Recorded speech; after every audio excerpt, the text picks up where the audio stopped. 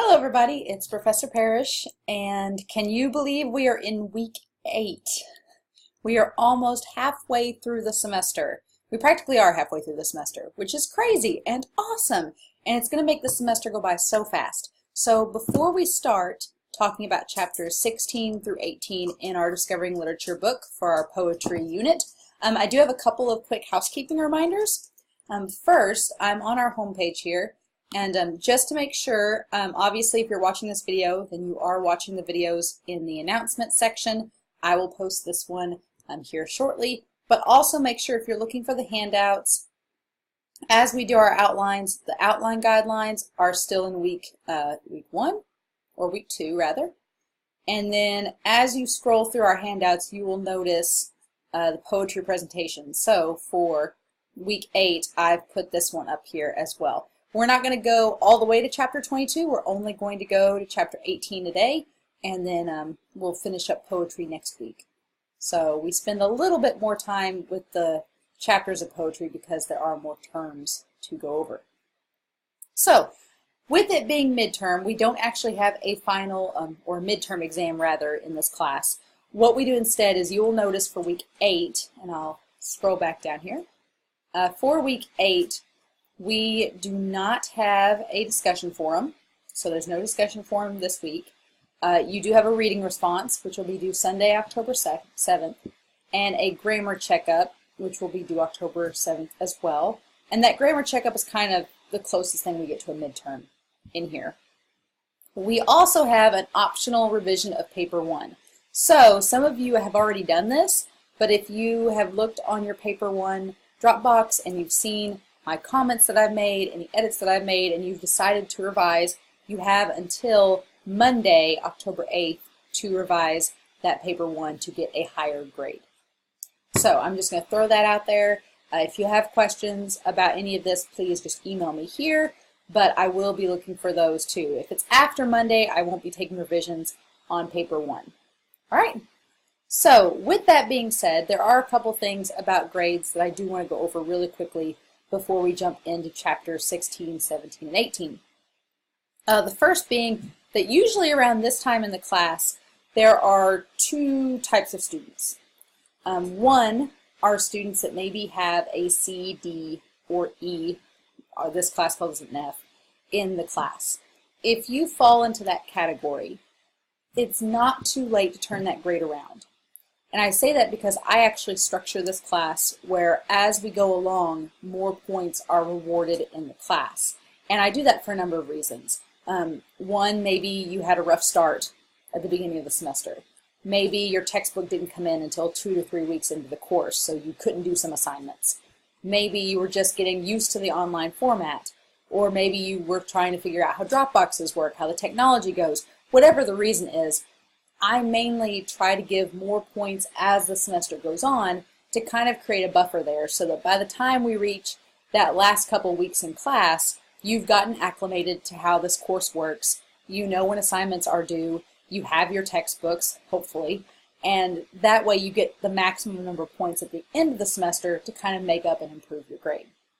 So I have had students who were failing this class at midterm that turned it around and at least got a C in the class, because in order for this class to count on your degree and to transfer to a university, you have to get a C or higher. So my goal is to make sure that all of you do that. So if you've got below a C right now in the class, you have time to make it up. But you do need to prioritize this class. Most of the students that receive a C or lower in this class only receive that for 2 reasons. 1, because they don't turn their work in on time, and 2, because they don't do all the assignments. So, if you fall into those categories, you need to 1, check the assignments every week, write down what's due and when it's due, and 2, make sure you do it.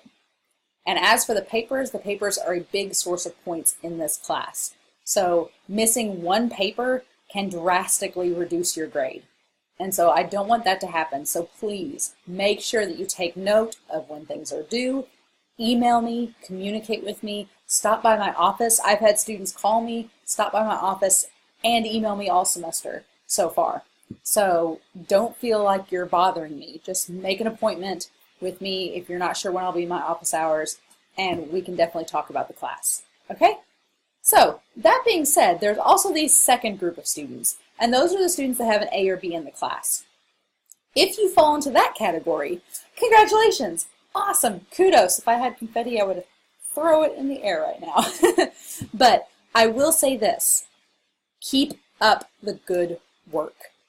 I have had students that had an A or a B and they thought they could just coast the rest of the semester once midterm was passed, and then they ended up getting a grade they were not happy with.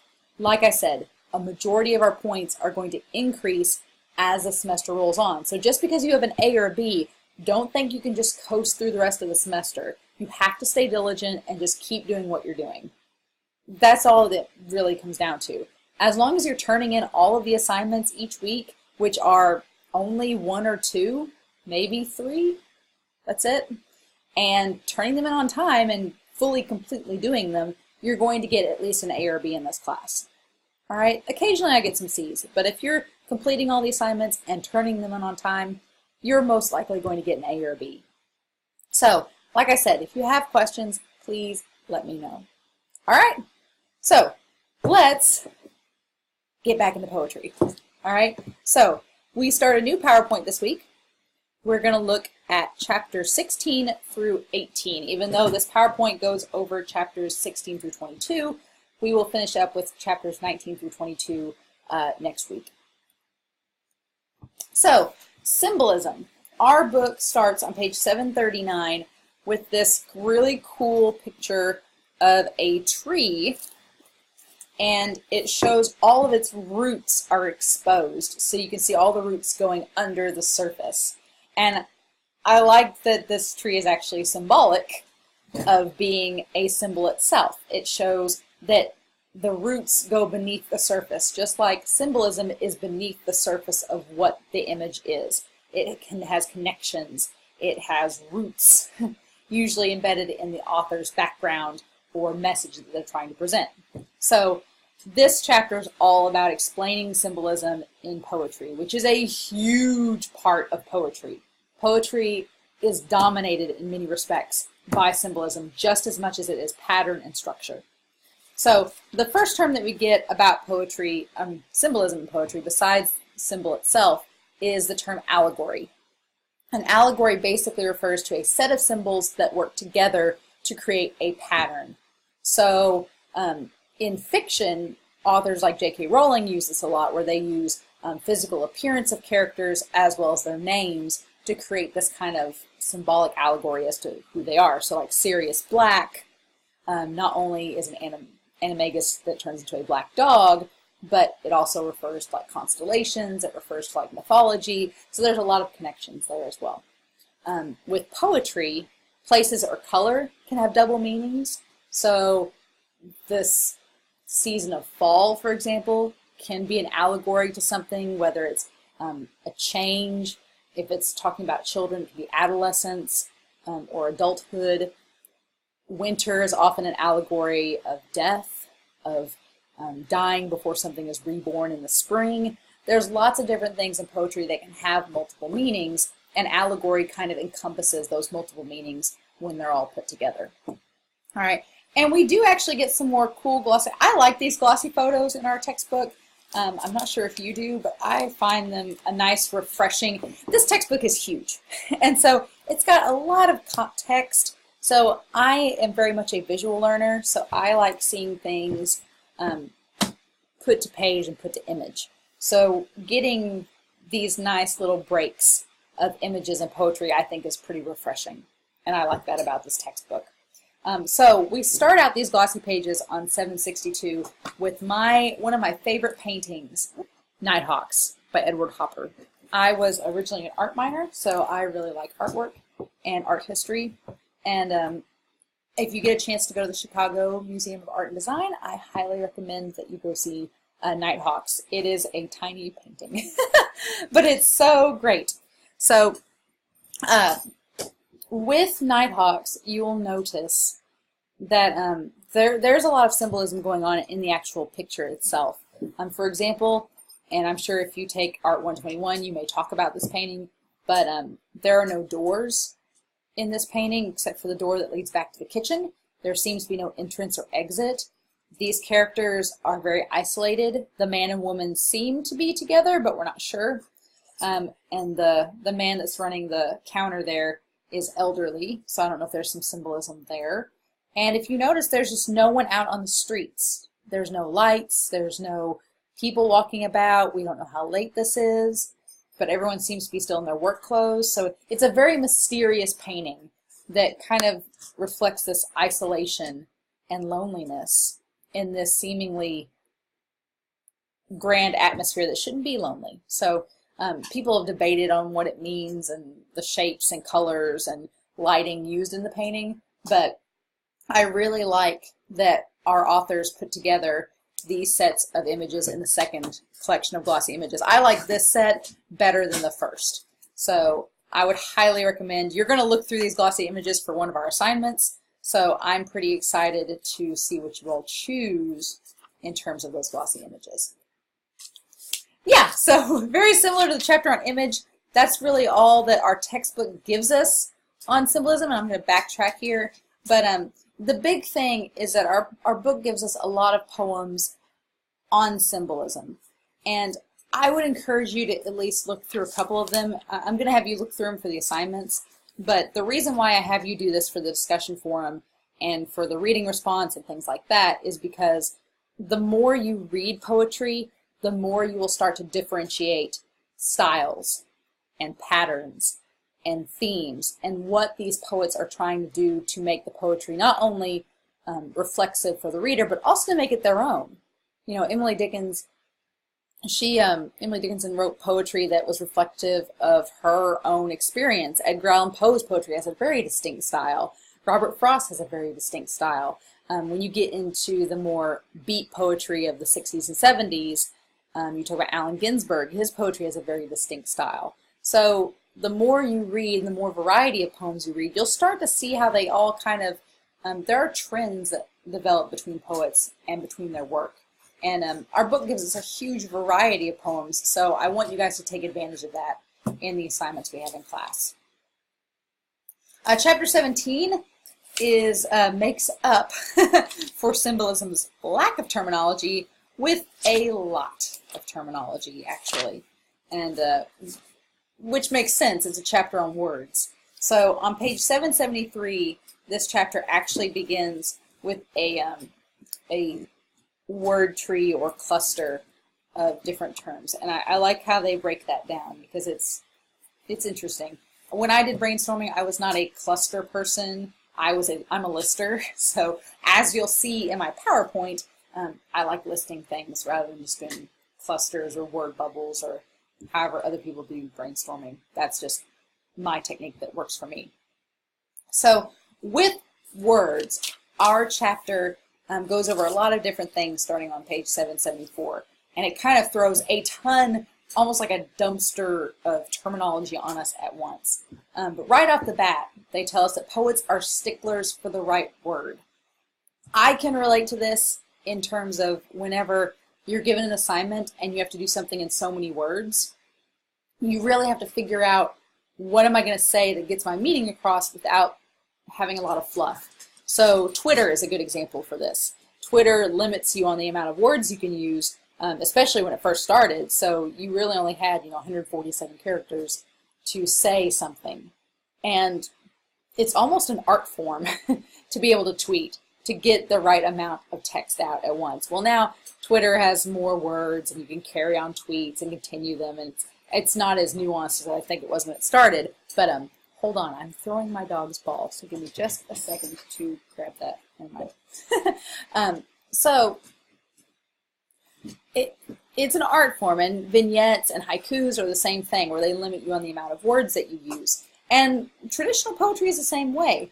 We talked in the preview chapter that poetry is language at its best, and a good poet will search and search until they find the exact word that they need to use. So you may think that it takes like 5 minutes to jot down a poem. Maybe for you it does, but to create a really skillful piece of art and text, it may take 4 or 5 different drafts to get it exactly how you want it. And if we were in a creative writing class, then we would do drafts of poetry and peer review and pass them back and forth and try to find exactly the right word to fit what we're trying to go for. But alas, we're not. Poets have a keen ear for the emotional quality of words. So we talked in the fiction unit or the prose unit about the difference between denotation and connotation, which is looking at the denotation, the direct meaning, and the connotation, the emotional meaning. And so poets have to understand that as well. Am I trying to invoke an emotion when the people read this poetry, or am I trying just to say exactly what it is? And that comes down to like theme and what you're trying to get across to your reader. Poets have a keen ear for differences in tone. So we talked too in prose about how tone is the attitude that words create. And oftentimes poetry creates a mood, it creates an attitude. It is meant to be read in a certain way. When you watch slam poetry, it is often very aggressive and direct and powerful, because that's the point. It's supposed to be in your face and asking something of you. It's not just a nature poem or something about trees and a brook and butterflies that you just sit out in the grass one day and read. Slam poetry is meant to slam you against a wall with a message. So archaic language is another term that's put right next to tone, and that is language that is outdated. So, hold on just a second, I gotta grab that ball. There you go. I'm throwing a ball for my dog. So, archaic language is language that's outdated. A lot of students, when we get to drama, will talk about what you read in high school, and no, bring it here. And a lot of people will have read Shakespeare, and a lot of students will say that Shakespeare is hard to read because it's so outdated, and the language that is used is archaic. It's words that we don't use. And poetry can be the same way. Some of Shakespeare's sonnets I've read and I just can't get into because the poetry is it's not as relatable. It seems more irrelevant, which is sad because it's beautiful language, but it just doesn't give the exact emotional response that a modern slam poem may, because that is relatable to me versus Shakespeare's words. And I will put this down here just a little bit and go back to that. Poets have a keen ear for the sound of words, and I think this is probably the most important, because even if your poem doesn't rhyme, even if you don't use a pattern, if you're doing open form or free verse, there still needs to be kind of a sound with the words. It's sort of like what we talked with Frost, where he creates the clip-clopping sound of the horses through meter. So we are given three terms in our terminology for poetry that we can use to discuss the sounds of words. The first one is actually Dr. Rice here at SIC, who's our president. He was my speech coach when I was on the speech team here, and he loved the word onomatopoeia. In all of our speech team meetings, we would talk about writing speeches, and he would just be like, we've got to find an onomatopoeia to do the opening catchphrase, and I loved that. I always remember that. So onomatopoeia are words that sound like they are spelled. So there are actually a lot in the English language that are onomatopoeia words. So animal noises are probably the easiest to recall. So buzz, woof, meow. When you think of action verbs like splat or kick or punch or hit, or maybe not hit so much, but punch or slap, those have like a sound to them. Or even sounds when things hit, like I always think of the Adam West 1960s Batman, where you see the little word bubbles pop up and it's like wham, bam, zoom. Like it almost has that sound effect to the sound. That's onomatopoeia. And you will be asked on your exam to give me an example. So you can look online for a series of onomatopoeic words, but think of like an animal sound like buzz or hiss, or anything that involves kind of an action to it. Stomp would be a good one as well. Poetic diction is a more refined and elegant speech than normal conversation. So we talked about in fiction and prose, when you write dialogue, you want it to sound very natural and casual. And with poetic diction, though, it's kind of the opposite, where instead you're trying to have a more refined, upper class style of conversation where you're using only the best, most sophisticated cosmopolitan words. And it is supposed to be elevated in terms of how the speech is, because this is poetry. It's supposed to be the best of the best, right? So that's poetic diction. And finally, circumlocution is a phrase that I think we talked about in fiction, maybe, maybe not, but it's one of my favorite terms, actually. Circumlocution is circumlocutive in itself. It means a phrase that takes the long way around in its meaning. So if someone tells you to list your primary residence, what are they asking? They're asking you to list your home, right, or your address. That's circumlocution. It's just trying to beat around the bush and say something that is eloquent and fancy, but in reality means something very simple. So primary residence would be a home. I actually had a student, I was doing a resume writing class, and the student put on their resume a Italian cuisine preparer and takeout specialist. They were a pizza delivery man. He delivered for Domino's, and I got so cracked up because on his resume I see Italian cuisine preparer and takeout expert, and I'm like, oh, you work at, you know, like Zia's or a fancy restaurant, and then under it said Domino's.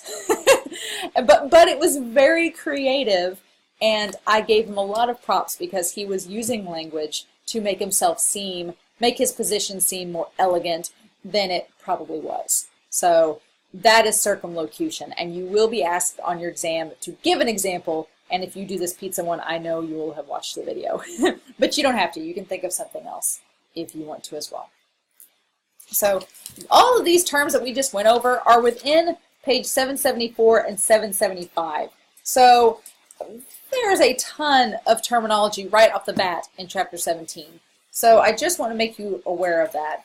And then the rest of the chapter gives us several little short poems. So I would actually encourage you to look at these short little poems because they're all using examples of these terms that we've mentioned on this page, on this slide. So as you're doing paper number 2, I know I did have a student ask, what do I do in the analysis? What terms can I talk about? You can talk about any of these. If your poem that you're writing doesn't have onomatopoeia or circumlocution, you can add it to it, and that way you can talk about it in your paper.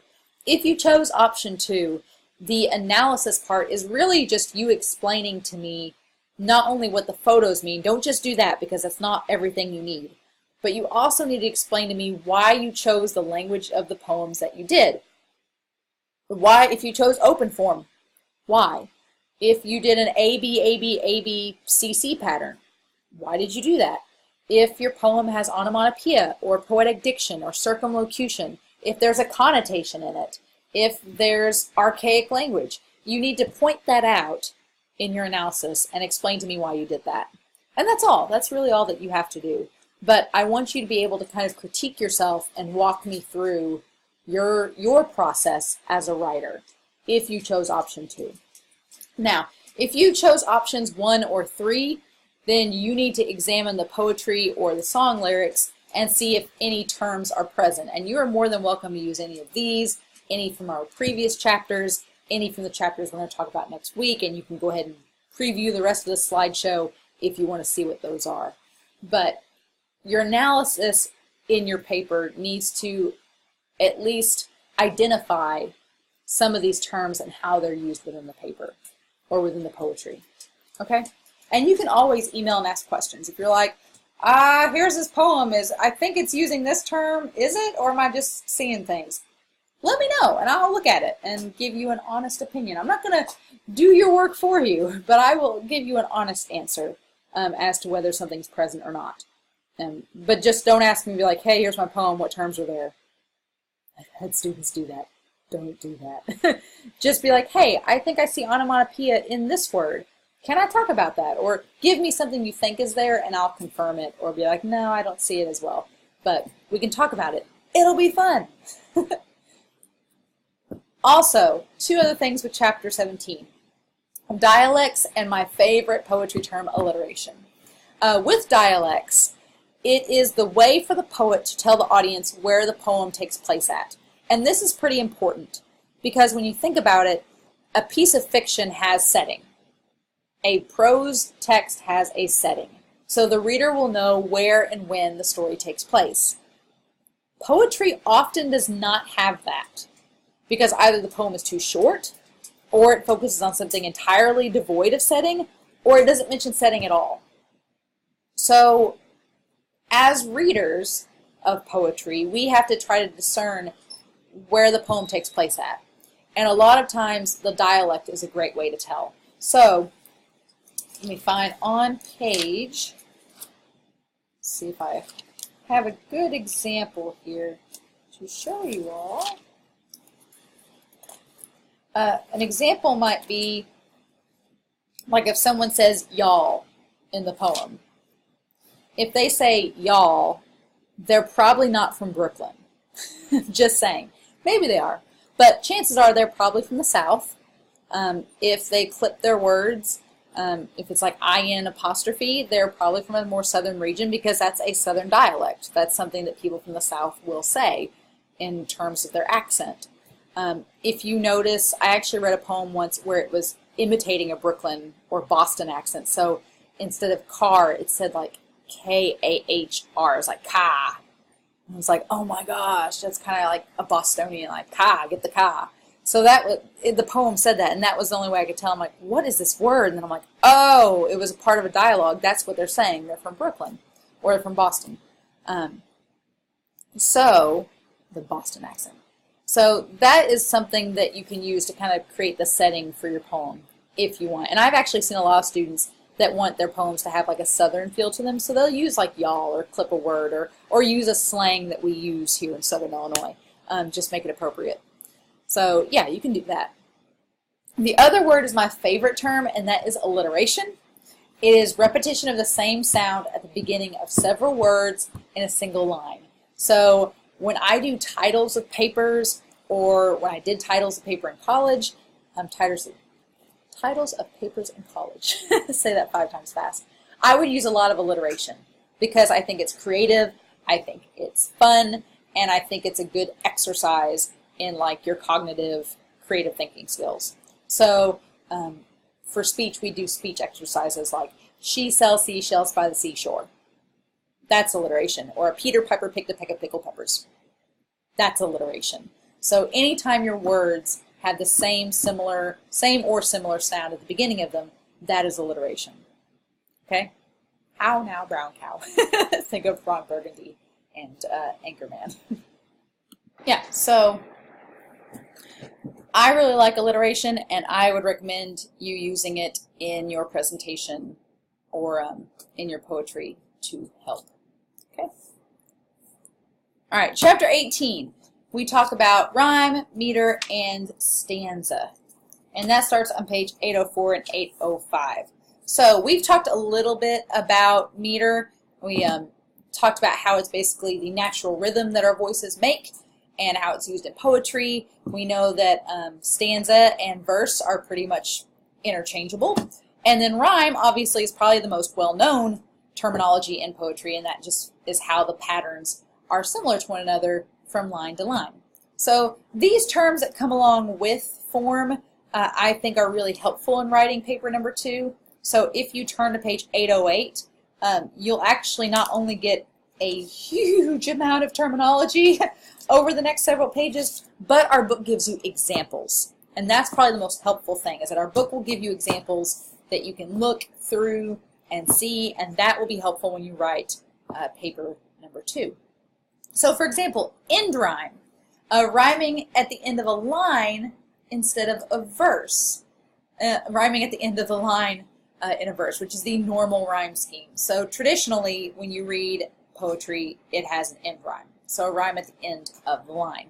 However, what I'm thinking of is internal rhyme, which we see on page 811, and it is rhyming that is within a line of verse rather than the end. So on page 811, if you go towards the middle, they will see there's a line that they give us. All is seared with trade, bleared, smeared with toil. So that's one line of poetry. and there's a little semicolon if you look on page 811 that connects it. Trade and toil don't really, they're like half rhymes. They don't really rhyme at all.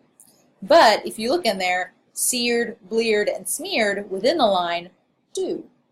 And actually a lot of songs, I know we talked about half rhyme and slant rhymes earlier in the semester, but if you look at a lot of songs, especially in modern music, there are a lot of internal rhymes. And I'm sure that you can probably think of some that you could find and show me for that. Reviewing meter and stanza on page 807, they just give us a rundown of how to look at meter, and they give us a Shakespearean sonnet at the top of 807 to kind of go over that. And I do like that they have for us separated out the meter into iambic feet. So we have our two things. So, that time of year thou mayest in me behold, when yellow leaves, or none or few, do hang upon those boughs which shake against the cold. So I'm reading it very slowly and methodically to bring out the iambic parts, but the point is that Shakespeare liked using iambic a lot. And if you'll notice here, how many feet are in that poem on 807? There's 1, 2, 3, 4, 5. 5 sets of iambic feet in each line. That is what we call iambic pentameter. And you've probably heard the term iambic pentameter thrown around if you did poetry in high school. And you're probably like, what? Shakespeare really liked iambic pentameter. It was just a style. It's a stylistic choice. But a lot of his sonnets have it. And it's pretty popular in his poetry. But that is just a style you can use, iambic pentameter, where you have 5 sets of feet where the second syllable of the foot has precedence. All right, closed couplets are 2 sets of self-containing rhymes, and those are actually on page 809 towards the end and carries over to page 810. So if you look at Jonathan Swift's A Description of the Morning on page 810, you'll see that his whole rhyme scheme are closed couplets. So there's A, A, B, B, C, C, D, D, E, E, F, F, G, G, H, H, and I is the rhyme scheme in that poem, because he's doing like two rhyming words in a row. And that's his pattern. So that could be something that you talk about in paper too. Especially if you chose option 2, you can make your poem have closed couplets and then talk about that and reference Jonathan Swift as an example. Maybe, who knows? Maybe you don't want to do that. But that's an option. And then probably my favorite example on page 809 is that of multiple rhymes. You will be talking and giving examples of multiple rhymes on your exam for poetry. And multiple rhymes is simply when more than 2 lines rhyme. And we get the Bob Dylan song on page 809 as an example from It's All Right Ma, I'm Only Bleeding, where it shows his rhyme scheme is A, and then B. So everything rhymes except for that last line. But it's still multiple rhymes because there's more than 2 different rhymes there. You'll also be asked on the poetry exam to give examples of single rhyme, double rhyme, and triple rhyme. So single rhyme is pretty easy. That's when you have moon and soon. 1 syllable. Moon, soon. Double rhyme is exactly what you think it is. It's 2 syllables, 2 words. So balloon, saloon. And then triple rhyme is a little bit trickier because you've got to have 3 syllables only. So extrovert, introvert. So you've got to be careful, because I've had students, sometimes they'll do ordinary and extraordinary. They'll go ordinary, and I'll be like, no, extraordinary. Like, So be careful on the triple rhyme when you do it. Just make sure. I know I've actually walked by the library and seen people like at the table going, like counting fingers, and I know what they're doing. I'm like, you're taking your poetry test. So, just keep that in mind for the exam. All right. Okay. We also have, like I said, we make up for terminology this week. So as we go on, we have sonnets on page 812. And that is similar to half and slant rhymes, except it's more of like a distant echo. So I told you in that last poem, the one on page 811, where we had the words bleared and smeared and seared that rhymed, but the lines that said toil and trade didn't rhyme. Toil and trade's more like a sonnets. So they have a similar sound, but it's not very close. So the examples I gave you here are like break and fade, mice and fight. Mice and fight have a high I, so it's like a ice fight. And break and fade have like that hard A sound. Anapest is two unstressed syllables in the foot, so it's kind of the opposite of iambic. They're not stressed at all. So we have the example on, find the one of Anapest. On page 817 is our example. And it's kind of an odd choice, but if you look at the bottom of 817, you'll see the lines from Algernon Charles Swinburne's At Parting. It says, but his wings will not rest, and his feet will not stay for us. So when you say that, you'll notice that when I was doing Frost or the poem below, my voice naturally wanted to pause and give that beat. But with Swinburne's line, but his wings will not rest, and his feet will not stay for us, there's not really a pause. There's not really a moment where something is stressed, and that's anapest. So you could use that in your poem as well if you're not trying to be all meter, rhymey, and iambic. You could actually say, well, I'd rather do anapest because it's, for example, a free verse poem, so there's not really supposed to be a rhyme anyway. As long as you're explaining what you're doing, you'll be fine. And then we have trochaic versus iambic. And these are when there is a stress in the foot. So we have in our little line of poetry, we have our little two-word foot. With iambic, which we've talked about up until now, it's always on the second syllable. So, hold on, throw this silly ball. So we have to watch. Watch is the one that has a stress, so that's iambic. However, with trochaic, stress is on the first syllable instead of the second. So if I said instead of to watch, I say you might. So if I were doing you might, I'm stressing the first syllable rather than the second one. Again, the thing about this chapter 18 is that with form, it's all stylistic choices. Not every poem will have a sonnets. Not every poem will be anapest, trochaic, or iambic. Not every poem will have meter. That's the great thing about poetry and about text in general, is that you can really customize it however you want. So these are just terms that you can use as examples, whether you are comparing or contrasting poems for your paper, or whether you're trying to write your own poem, but you're just not sure what to do. They're just stylistic options that you have, okay? And like I said, chapter 18 has a ton of really cool poems. Robert Frost's Dust of Snow is a nice example. Percy Bysshe Shelley's 2 is a nice musical example of trochaic versus iambic pentameter, not pentameter. And then there's still some Shakespeare that's in here as well. And there's a lot of other terms in this chapter that I'm not going to go over because, one, they're not going to be on your poetry exam, but two, they're just various types of meters. So if you turn the page to 818, and I put them up here just to give them to you, but there's lots of different terminology. There's like hexameter, tetrameter, and if you know your numbers, like hexa is 6, or octameter is 8, or tetrameter is 5. So you can guess how many syllables are in those lines.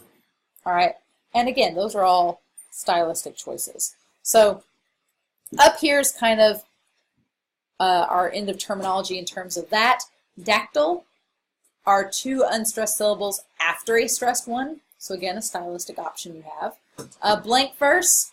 Blank verse are unrhymed lines of poetry where they just don't rhyme. They're just a sonnet. It's a sonnet, so it's not free verse. It's not open form because it does have a specific structure. It's a sonnet, so it's 14 lines. But it's blank verse, so it doesn't rhyme. maybe that's a type of poem you would like to create, where you're not forced to rhyme every other line or stick to a pattern. And those are kind of the last form terms that we have. These down here are types of poems. Again, we have villanelle, which is a country or folk song or poem. I know there's a student in one of my sections that is doing paper 2 comparing a parody country song with a country song that's modern. So villanelle might be a nice term to bring up. Hint, hint. But you can do it in your other poem as well, or in your paper as well, if you're talking about a country song or poem. And then we have popular ballads versus literary ballads. So a popular ballad would be something that is a poem whose lyrics are longer than normal and is much more mainstream. So my example I gave is Led Zeppelin's Stairway to Heaven, because Stairway to Heaven is a longer than 3 minutes that you normally see with a song. But it's a ballad because it's a very long song, but it's more mainstream. It's not really making any sweeping grand social commentary, and it's not really connecting to a story in any way. It's just its own thing. A literary ballad, though, does pose questions. It does connect to literature. It does have a strong message to it. And my example would be the Misty Mountain song that the dwarves sing in The Hobbit, because that's just kind of what they do, not only to give exposition to the story to Bilbo, but also it's this beautiful poetic song that Tolkien wrote that describes the history of the dwarves and kind of summarizes everything in this beautiful poetic song. So that's more of a literary ballad. So I've got those on there so you can tell the difference for the poetry exam. All right, and so that is it for chapters 16 through 18. There are tons of poems to look at, and I did leave some terminology out of this chapter presentation because it was just too much. Most of them were like pentameter, where they were just telling you how many stressed syllables are in the line. You can go to pages 812 to 820 if you really want to see how many there are. There's a lot, and they might be something stylistically to look at on paper. But as for our exam, and as for the rest of this paper, I think that this pretty much covers quite a bit. So, let me exit out of here. All right, so that's it for this week. If you guys have any questions at all, please email me. I know I say that every week, and some of you do, which I'm very grateful for. But I always want you guys to know that I'm always available. If I'm not in my office, email me. I'll set up a time to meet with you, and you can always call me or email me to ask questions. This paper number 2 for a lot of students is the hardest paper because it's so different than probably anything you've ever done for a class before. And that's okay. We should be challenged as students and as writers. But I don't want to make this a paper where you're just unbearably hating it or where you really don't understand. So please make sure to email me. Make sure you go over the guidelines on our handout section. And if there's any way I can help you without doing the work for you, I definitely will. Okay? So let me know if you need anything. And otherwise, I will talk to you all next week.